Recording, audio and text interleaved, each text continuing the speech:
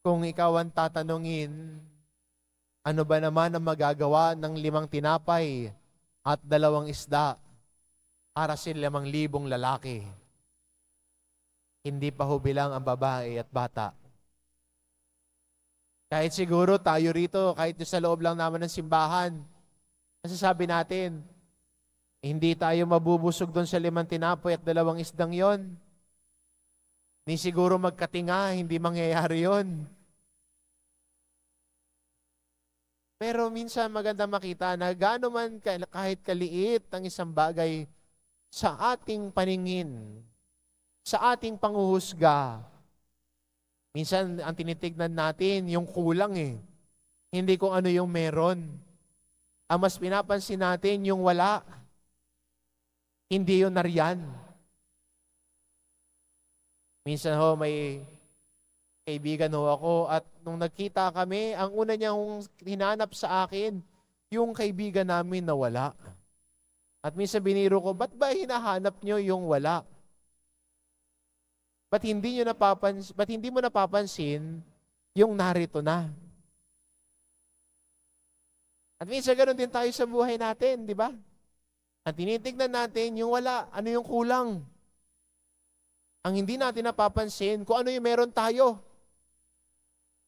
Kaya imbis na ma-appreciate natin yung mga simpleng bagay, nagrereklamo tayo. Nagiging mareklamuhing tao tayo dahil ang mas binibigyang diin natin yung kulang at wala. Sa ating ebanghelyo, nung tinanong si Felipe ni Jesus, sa tingin mo ba, estima mo, gaano kalaki ang kailangan natin para mapakain ng lahat ng ito? At si Felipe, binigyan si Jesus ng tiyak na sagot naman. Ang hambing sa atin ng ebanghelyo ay 200 denaryo. Pero maganda ang pagkakasalin sa wikang Ingles 200 days of wage. Yung sahod mo ng 200 araw, kulang pa. Isipin mo na lang ganun. Yung standard minimum wage para sa 2 araw na pagtatrabaho mo, kulang pa para pakainin ang mga yon. Pero kahit gaano man kaliit, pero pag inilagay natin sa kamay ng Diyos, siya ang pupuno ng pagkukulang. Nang sa tingin natin ay kulang, pero kung buong puso natin at buong pag-ibig natin ilalagay yung kaunti na meron tayo, kaunti na kaya nating ibigay at ialay, ang Diyos na ang bahala. Ang Diyos na ang bahalang magpuno para maging sapat. Pero wag natin sanang isipin lamang na ang pagbibigay natin ay mula sa ating bulsa lamang. Hindi lamang ho ganoon. Yung sa abot na makakaya mo, yung 5 tinapay mo at 2 isda mo, pwede mong ialay sa Panginoon. Wag mo sabihin kulang at kaunti. Dahil ang hanap ng Diyos sa atin ay yung pusong handang magbigay. Naalala ko po, may isa pong parokya ako pong pinag-exposure nung ako'y seminarista. At nakwento ko sa akin nung pari na isa lang daw ho ang naglilinis sa simbahan niya. At isang araw daw po may lumapit ho sa kanya na street sweeper. Yun yung kanyang trabaho. Naglilinis ng kalsada.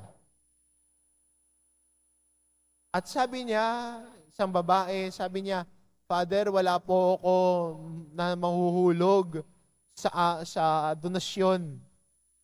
Dahil, Father, yung tinatanggap kong sahod, sakto lang ho sa aming pamilya. Pag hindi ako nagtrabaho, wala ho kaming kakainin, Father. Saktong-sakto lang. Minsan, abonado pa. Minsan, pinagkakasya na lang, Father.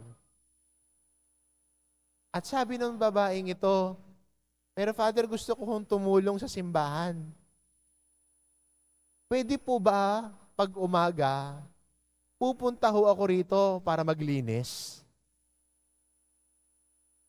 At sabi ng pare, sakto-sakto. May katulong na yung naglilinis dito kasi mag-isa lang siya. At sabi ng pare, sige, pwede mong gawin yan. Papakilala kita para ikay papasukin. At tuwing umaga, itong babaeng ito, bago ho siya pumunta sa kalsada at mabilad sa kakalinis at kakawalis, may dala siyang walis at basahan para walisan ang loob ng simbahan at punasan ang mga upuan at ang mga salamin. Yun yung 5 tinapay niya at 2 isda niya.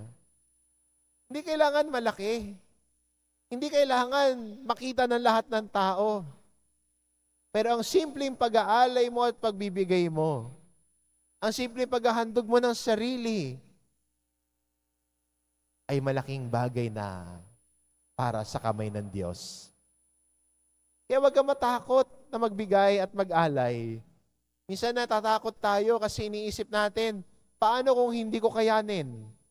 Paano kung kulang? Daan natin.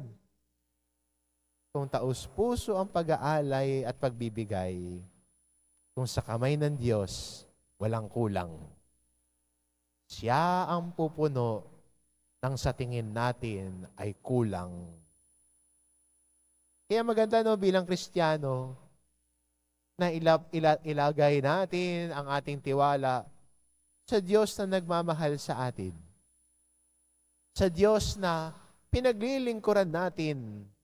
Sa Diyos na minamahal natin. Kaya maganda pasimula at magandang imbitasyon sa atin ngayon. Ang kahandaan nating ialay sa Diyos, ang kaunti na meron tayo. Kaunti man sa paningin, pero sa Diyos, dadami din. Walang kulang sa mata ng Diyos. Walang bitin sa mata ng Diyos. Kung ang puso natin ay may tiwala at buo ang pag-ibig natin sa Kanya, siya ang pupuno. Siya ang magbibigay ng kakulangan. Ang kailangan lang natin ay pusong handang magbigay, pusong handang magkaloob, pusong handang ialay kahit ang kaunti na meron tayo. Sa ating ebanghelyo, kaunti man sa paningin ng lahat, kaunti man sa paningin ni Andres, nung sinabi niya may 5 tinapay po at 2 isda dito, pero kakasya kaya yon? Aabot ba yon? Pero pag ang Diyos ang gumagalaw, sapat ang lahat. Sa ating ebanghelyo, lahat nakakain. Lahat nakakain ng sapat. Walang nagutom. Hindi busog na busog, pero lahat sila naibsan ang gutom dahil sa pag-aalay ng isang taong nilapag sa kamay ng Diyos. Sana sa atin din bilang Kristiyano, kahit anuman yung kaunti, kahit anuman yung kayang ibigay, huwag kang matakot. Dahil pag dinalagay natin sa kamay ng Diyos, siya ang pupuno ng pagkukulang sa paningin natin. Hanggang sa lahat ay magkaroon, hanggang sa lahat ay makakain, hanggang sa lahat ay mapagbigyan ng Diyos. Wala hong maliit sa tao nagmamahal ng lubos. Wala hong kaunti sa taong nagbibigay ng lubos. Kahit anuman ang halaga, kahit anuman sa paningin mo, ang mahalaga sa Diyos, ang laman ng puso mo.